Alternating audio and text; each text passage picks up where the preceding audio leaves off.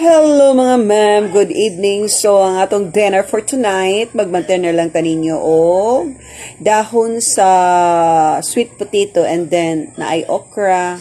So gikan ni sa among mini garden or sa among backyard mga ma'am.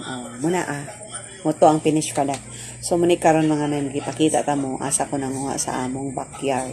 So kay busy man kay ko sa last 2025, so wala na nako natin man ang among backyard. So kay napura naman tag sige kaog karni, so moto nakahuna-huna ako bisita sa among backyard mga ma'am. So nakakuha ko og kaning mga dahon sa sweet potato, sa tinangkong. So ako ang kuan diha o kanong batong nako nagkatay-katay naman dahil so akong gikuan na pug koy kuan diha eggplant. So wala pa na munga akong eggplant. So muna nga nagkalingaw sa akong kuan panguha sa mga dahon-dahon. O di ba lami biya kay ni siya imong salad. So nalay suka anig asin, so sili bites na with matching ginamos pa impas extra rice ang kuan ni inding mga ma'am. So sa mga hilig og kaon og mga veggie o vegetable, so ganahan mo aning tan-aw pero sa dili hilig so dili sila ganahan ani.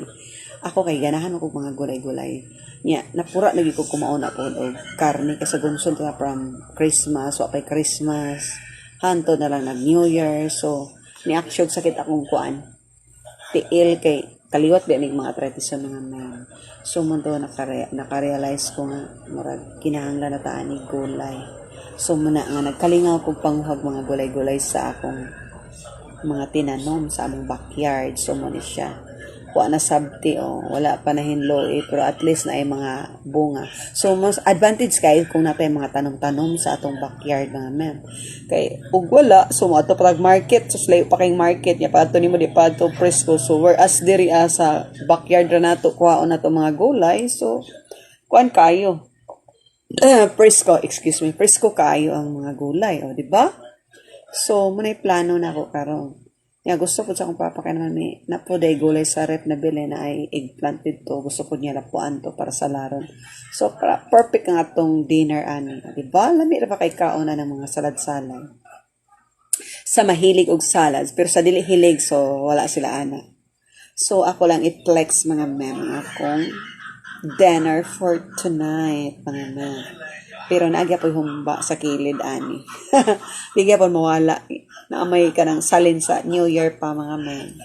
So ato lang gyapon tiwason og kaon, ginagmay, and then parisa na lang din nato side dish na lang nato ang salad nga veggie, di ba? Lami man kay na muna siya mga men. So nagkalingaw ko og sige panguan diri pangutlo sa dahon. So tipid tips pa, fresh pa ang gulay muna mga advantage.